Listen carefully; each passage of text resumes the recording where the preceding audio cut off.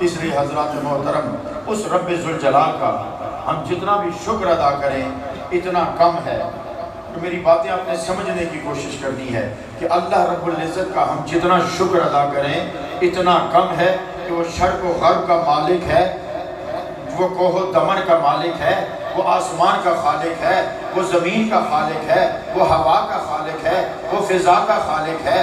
اللہ نے آسمان کو بھی تھام رکھا ہے، زمین کو بھی سنبھال رکھا ہے، ہواؤں کو بھی وہ چلا رہا ہے، دریاؤں کو روانی بھی وہ عطا کر رہا ہے، سمندر کو طغیانی بھی وہ عطا کر رہا ہے، فرشتے کو معصومیت بھی اس نے عطا کی ہے، جن کو طاقت بھی اس نے عطا کی ہے، سورج کو چاہے سب کو کچھ نہ کچھ صفت اور شان عطا کی ہے، لیکن اے بندہ مومن تجھے رب کائنات نے اپنی خلافت عطا فرمائی ہے، تمہیں اپنی نیابت عطا فرمائی ہے، خلافت عطا فرمائی ہے۔ اے الہ العالمین تو اتنا بے پرواہ کہ سورج چڑھتا ہے تو کوئی روئے یا تڑپے، اس نے وقت پہ چڑھنا ہے، ڈوبنے کا وقت آئے تو کسی مسافر کے بھٹکنا کا بھلا خطرہ ہو تو اسے ڈبو دیتا ہے، رات کو تاریکی عطا کر دیتا ہے، اندھیرے میں کوئی بھٹکے تو تجھے پرواہ تک نہیں ہوتی، ماں جب بچہ فوت ہوتا ہے ماں کی گود اجڑ جاتی ہے تجھے کوئی پرواہ نہیں ہوتی، دریا بھی بھر کے جھونپڑیاں بہا کے لے جاتا ہے، گھر بہا کے لے جاتا ہے، تجھے کوئی پرواہ نہیں ہوتی، سورج چڑھا تجھے کوئی پرواہ نہیں، ڈوبا تجھے کوئی پرواہ نہیں، کوئی مرا کوئی پرواہ نہیں، کوئی جی رہا ہے کوئی پرواہ نہیں، تیری کبریائی میں کوئی فرق نہیں آتا۔ ارے مائیں تڑپتی رہتی ہیں، بیٹوں کو اٹھا لیتا ہے، بھائی تڑپتے رہتے ہیں، بھائیوں کو لے لیتا ہے، اتنا تو بے نیاز و بے اچھا ہے۔ لیکن اے الہ العالمین ایک بات میری سمجھ میں آ رہی ہے، اب علماء کی توجہ چاہوں گا، اتنا بے پرواہ ہو کر میرے سمجھ میں آتا ہے کہ تو نے میرا بھی کوئی مقام بنا رکھا ہے، اتنا بے پرواہ ہو کر میرے پہرے پہ فرشتے تو نے لگا رکھے ہیں۔ بات سمجھ میں آئی کہ نہیں آئی؟ میرے پہلے پہ فرشتے تو نے لگا رکھے ہیں نا، میری تنہائیاں لکھوا رہا ہے، میری مجلسیں لکھوا رہا ہے، میری صبح لکھوا رہا ہے، میری شامیں لکھوا رہا ہے۔ اس کا مطلب یہ ہے کہ اس زمین پر اس دھرتی پر میرا ایک مقام ہے، اس کا مطلب یہ ہے کہ ساری دنیا کو بنا کے اپنے ہاتھ میں چھوڑ دیا اور مجھے بنا کے اپنے پہرے میں لگا دیا ہے۔ یہ تو مقام مومن ہے، یہ تو مقام انسانیت ہے۔ ارے مقام انسانیت سمجھ میں آئے گا تو مقام مومن۔ وہاں آتے تھے 4 5 پاگل ہم نے آنکھوں سے ٹھیک ہوتے دیکھے ہیں۔ حضرت جڑے نیریشن جنریٹر چلانے خلیفہ صدیق صاحب کی جانتے سنا جنریٹر آپریٹر، یہ ہاتھ بندھا ہوا آیا تھا، رسیوں میں بندھا ہوا آیا تھا، وہیں پہ ٹھیک ہوا، وہیں پہ جنریٹر کا آپریٹر ہوا اور وہیں سے خلافت لے کے نکلا۔ یہ حضور محی الدین غزنوی کے زمانے کی بات ہے۔ تو حضرات محترم عرض یہ کر رہا تھا، اب سنیے گا میں آپ کو محبت کی باتیں، یہ تھوڑی چکر، یہ تو بہت چھوٹی سی بات ہے، میلاد جائز ہے کہ نہیں ہے، بنانا چاہیے کہ نہیں بنانا چاہیے، یہ عقل کے مارے ہوئے ہیں۔ اگر عشق کے مارے ہوتے، اگر عشق کے مارے ہوتے، اب میں اس کے لیے دلیل بھی دیتا ہوں۔ اور پھر یہ عموماً کہتے ہیں جی میلاد کہاں لکھا ہوا ہے، میں ساری محفل میں کہتا آیا ہوں، اب آپ کو بھی کہتا ہوں، اگر آپ سے کوئی پوچھے میلاد کہاں لکھا ہوا ہے، ان سے پوچھا میلاد کہاں لکھا ہوا ہے، میں نے کہا تو جو ایک پوچھ رہا ہے نا تو بتاؤں گا، میں تمہیں بتاؤں گا کہ لکھا کہاں ہے اور یہ بھی بتاؤں گا کہ کہاں نہیں لکھا ہوا ہے۔ تو پوچھ رہا ہے کہ کہاں لکھا ہے، میں ساتھ یہ بھی بتاؤں گا کہ کہاں نہیں لکھا ہوا۔ تو کہنے لگا جی یہ کیا معاملہ ہوا، میں آگے میں تمہیں بتاتا ہوں کہاں لکھا ہے کہاں نہیں لکھا، تیرے مقدر میں نہیں لکھا، میرے مقدر میں لکھا۔ یہی بڑی دلیل ہے جناب۔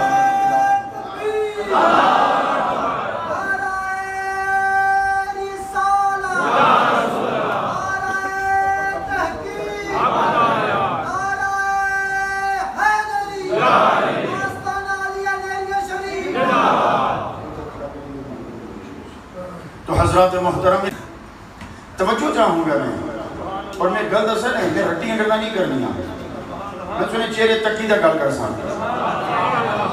ہمارا سستا ایسا سودا سستا سودا نہیں ہے کہ ہم آنکھیں باندھ کر کے پھینک دیتے ہیں، ارے ہم زمین دے کے بیچ پھینکا کرتے ہیں۔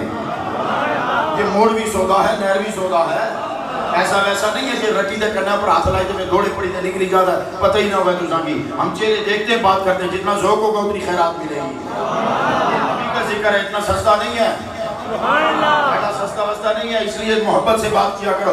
ارے تمہیں تمہیں پتہ کیا ہے؟ اب سنو، عقل اور عشق میں فرق کیا ہے؟ دل عشق کے تابع ہوتا ہے، عقل علم کے تابع ہوتی ہے۔ اب علم کہاں سے ملتا ہے؟ تو سنیے، عشق پر جب ایمان کا پہرا لگتا ہے اور علم پر جب عقل پر جب علم کا پہرا لگتا ہے تو عقل چاند تک جاتی ہے، عشق چاند کے خالق تک جایا کرتا ہے۔ اور علماء بیٹھے ہوئے ایک باریک نکتہ دیتا ہوں، خدا کی قسم عقل اور دل میں فرق کیا ہے؟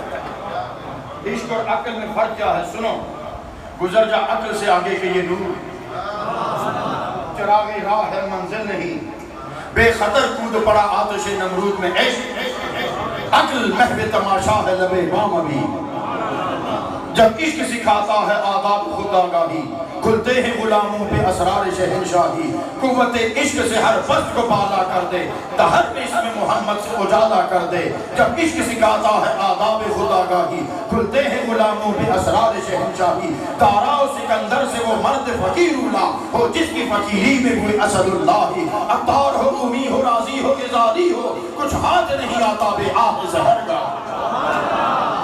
عشق کو کیا سمجھتے ہو؟ عشق مذاق ہے؟ عشق مذاق ہے؟ محبت کو لوگوں نے کھلواڑ بنا لیا ہے، پھر کہتے کہ جی محبت کی نہیں جاتی ہے، محبت ہو جاتی ہے۔ ارے عقل کے اندھے نہ محبت کی جاتی ہے نہ ہو جاتی ہے، اور جنہیں محبت نہیں تسا گل کرنے ہو نا انہیں نتیجے فتح پڑی ہونے، اور جنہیں ہو جاتی ہے نا اس نتیجے پھر پتہ اس سے چلنا جیسے سرہ پر بال ایک نہیں لینا۔ اب میں آپ کو بتاؤں کہ جو محبت ہو جاتی ہے وہ ہوس ہوتی ہے، اور جو محبت عطا ہوتی ہے وہ عشق رسول ہوتا ہے۔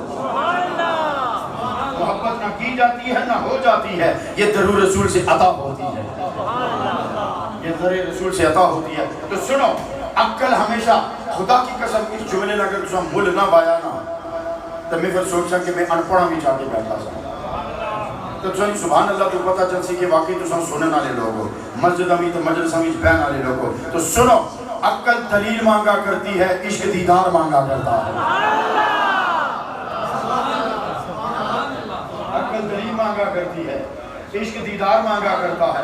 عقل والے تھے، کہا دلیل کیا ہے؟ میرے آقا نے کہا پھر تک کہ انہیں چلنا کی ادھا ادھر جانا کہ ادھا ادھر نہیں جانا۔ یہ دلیل والے تھے نا، یہ دلیل والے چلنا، تو پھر بھی نہیں نہ مانے۔ تو عشق والا بلال تھا نا، کوئی معجزہ نہیں مانگا اور قربان ہو گیا، کیونکہ وہ دیدار پہ قربان ہوا ہے۔ عشق میں اور عقل میں یہ فرق ہے کہ عشق عقل دیدار دلیل مانگا کرتی ہے، عشق دیدار مانگا کرتا ہے۔ نہیں تو پوچھو نا، آگ برساتی دھوپ میں، تپتے صحرا میں، تیروں کے سائے میں، چلتی تلواروں میں، فرات کے کنارے پر، ارے اگر حسین کو شہادت میں لذت آ رہی تھی تو حسین کو کوئی نظر آ رہا تھا، کوئی نظر آ رہا تھا۔ اس لیے دیدار کی الگ بات ہوتی ہے، عشق کی دلیل کی الگ بات ہوتی ہے، اور ہر جگہ دلیل نہیں دیتی جانی، ہر جگہ دلیلہ نہ دیا کرو۔ زلیخا کی عورتہ تو نہ دیتا نا، اب تو چنگے امیر ہو، گورنری بیوی ہے، نوکر پراشر کو ہی گئی ہے، اس آخر یہ معاملہ عشق کا ہے، دلیلہ والا نہیں۔ انہاں کی میں کہہ دسا کہ یوسف نے رخسار کیسے ہے، انہاں کی میں کہہ دسا یوسف نے ابرو کیسے ہے، انہاں کی میں کہہ دسا یوسف علیہ السلام نے متھا کیا ہو جائے، انہاں کی میں کہہ دسا یوسف علیہ السلام نے ہونٹ مبارک کیسے چمکنے، داڑھی وچ نور نے کیسے شعلے نکلنے۔ آخر جب انہاں کی جتنا بھی دلیلہ دیتیاں نا یہ سمجھ نہیں لگی، انہاں تیز چھریاں ہتھے دے ہی نا، تیز چھریاں ہتھے دے ہی نا، ہاتھ بنی دا آخری سرکار ہے۔ آج ہماری ایک منت منو، ایک منت کرنے لگی ہیں، کیا منت ہے؟ منت یہ ہے کہ تُسے صرف اتنا کرنا، اس دروازے جو اڑنا ہے، اسی جو باہر نکلنا پر نکاح بٹائی ہے، ادھر تیز چھریاں ہتھے دیتیاں۔ یوسف علیہ السلام ادھروں آئے، ادھروں نکلے، چھریاں چلنی رہیاں پر درد نہیں ہویا، چھریاں چلنی رہیاں پر درد نہیں آیا۔ جب منہ جو نکلیا کہ اللہ نہیں قسم ہے یہ بشر نہیں، اللہ نے قسم بشر نہیں. اور مصر کی عورتوں کو پتہ چل گیا یوسف بشر نہیں. اور اللہ تجھے نہیں پتہ چلا کہ محمد کون ہے؟ اور تجھے نہیں سمجھ آئی محمد کون ہے؟ اور محمد کا معنی کیا ہے؟ محمد کا معنی وہ ہے. اب سنو، لغوی معنی علماء جانتے ہیں، اسی معنی کو آگے لے کر میں چلتا ہوں. محمد کا معنی یہ ہے کہ مخلوق میں جتنی تعریف کی جائے وہ محمد پہ فٹ آتی ہے، اسے محمد کہتے ہیں. خالق کے بعد جو تعریف مخلوق کی بنتی ہے وہ اگر آقا کریم کے لیے کہی جائے تو پھر سنو جبریل کی کیا تعریف کرو گے؟ نوری مخلوق ہے کہ نہیں؟ تو سنو، اگر جبریل نوری مخلوق ہے تو میرے نبی جبریل سے اعلیٰ ہیں. معراج کی رات دیکھا نہیں؟ آخری نبی حضرت ابراہیم بیت المعمور کے ساتھ ٹیک لگائے بیٹھے تھے، وہاں ملے اور جبریل سدرہ پہ رک گئے. تو پھر مجھے کہہ لینے دو نا، بشریت بیت المعمور پہ رک گئی، نورانیت سدرہ پہ رک گئی، اور حقیقت محمدیوں سے آگے نکل گئی. نور کے بشر، نور کے بشر، نور کے بشر. تو جانتا کیا ہے؟ تو مقام بشر نہیں سمجھ سکا، مقام نور کیا سمجھے گا؟ تو مقام نور نہیں جان سکا، محمد مصطفیٰ کو کیا سمجھے گا؟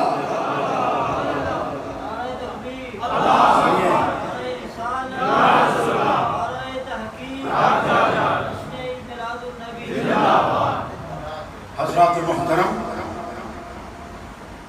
اللہ رب العزت یاد رکھیے یہ معاملہ محبت کا ہے. ایک عبادت ہے، ایک محبت ہے. نماز عبادت ہے، حج عبادت ہے.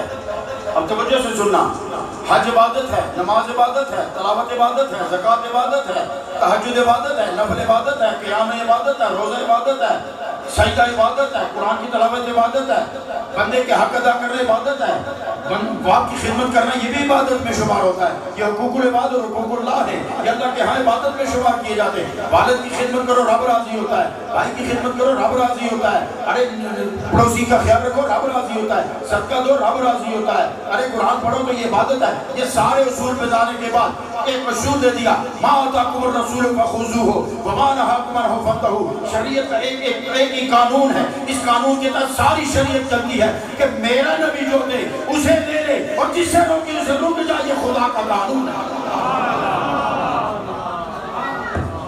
یہ خدا کا قانون ہے. کیا قانون دیا میرے رب نے؟ ایک پتنی گلد سامنے فاتبی یا الابصار ہے کھان لیو انے جانو. میں جٹ بھی جا ترجمہ کری دیا نہیں، بالکل سادہ جا ہے تو انے جانو.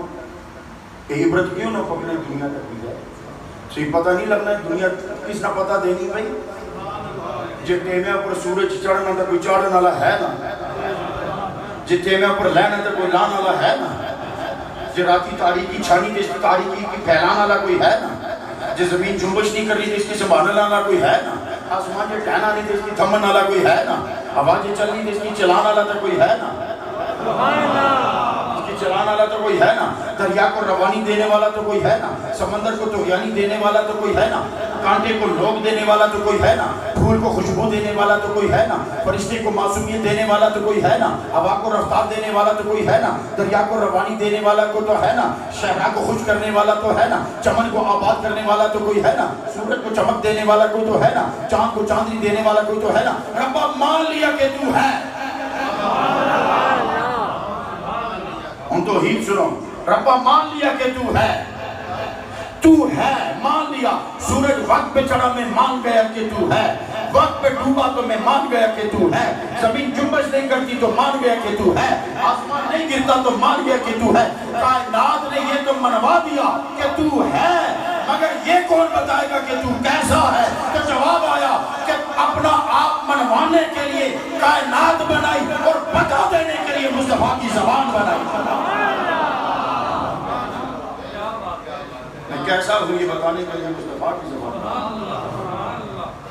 میں ہوں. ساری کائنات مل کر صرف اتنا بتائے گی کہ میں ہوں، اور میں کب ملتا ہوں، کہاں ملتا ہوں، کیسا ہوں، کہاں آتا ہوں، کہاں جاتا ہوں، یہ پتے پوچھنے تو مصطفیٰ کے پاس آتا ہوں. رحمۃ للعالمین. تو میں بات کر رہا تھا کہ آقا کریم علیہ السلام کو پہچانے کے لیے عقل نہیں عشق چاہیے. عقل نہیں عشق چاہیے. اب اس کے لیے دلیل بھی سن لیں. مکے میں کتنے دانشور تھے نا. مکہ جب پاک ہوا, عجیب بات سناؤں آپ کو. جب مکہ جھاڑو گر گیا نا, بت گر گئے, آوازیں صاف اور ساری صفائی ہو گئی, اذان کی آواز بلند ہوئی. حضرت ابو سفیان رضی اللہ تعالیٰ عنہ وہ حرم کے اندر بیٹھے ہوئے تھے, اور ان کے ساتھ دو بندے ہوتے بھی, میرے نام بھول گئے ہیں, یاد تھے 2 دن پہلے لیکن ابھی ذہن سے نکل گئے.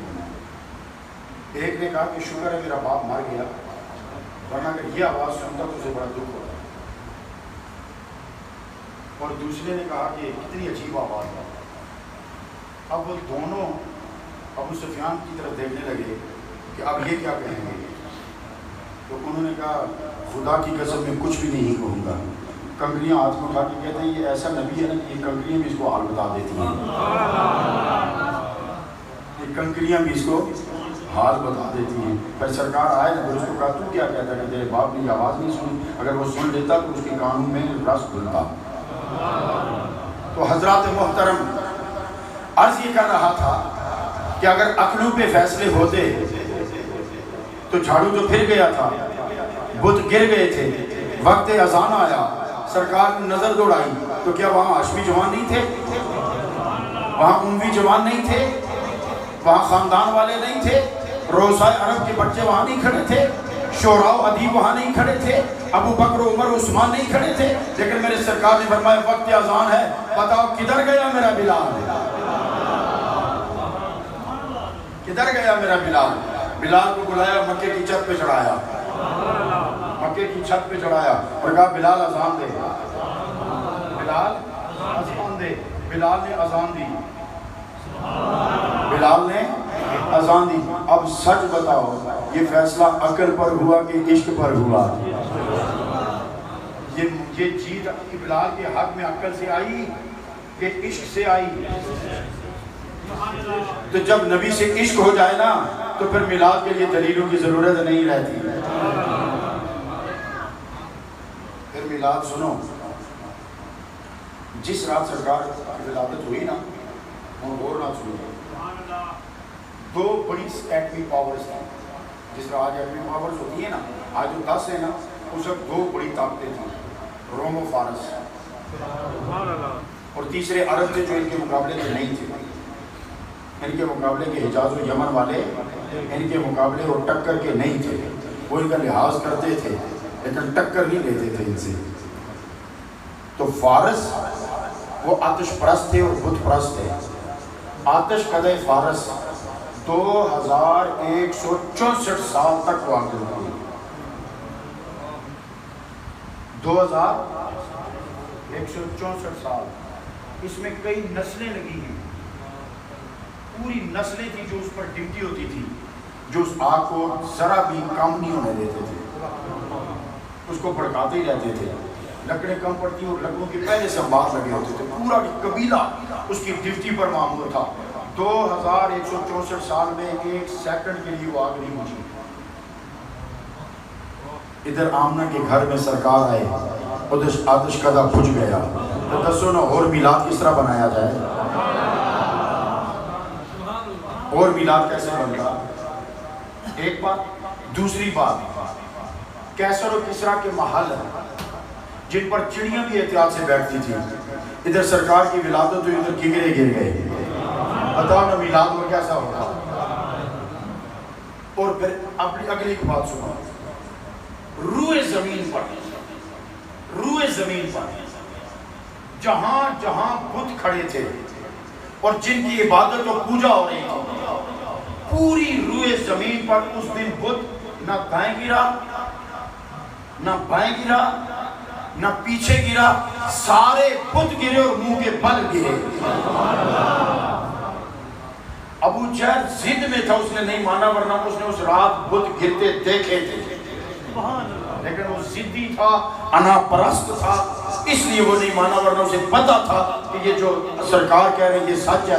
تو اتنے وضو کا گرنا، اب بتاؤ اور کیسے میلاد منایا جاتا؟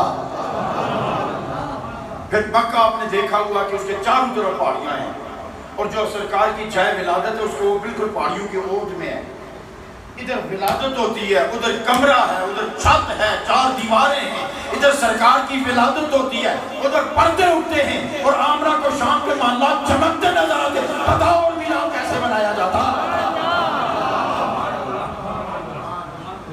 اس لیے حضرات محترم، اللہ رب العزت آپ کی میری ہم سب کی حاضری قبول منظور فرمائے.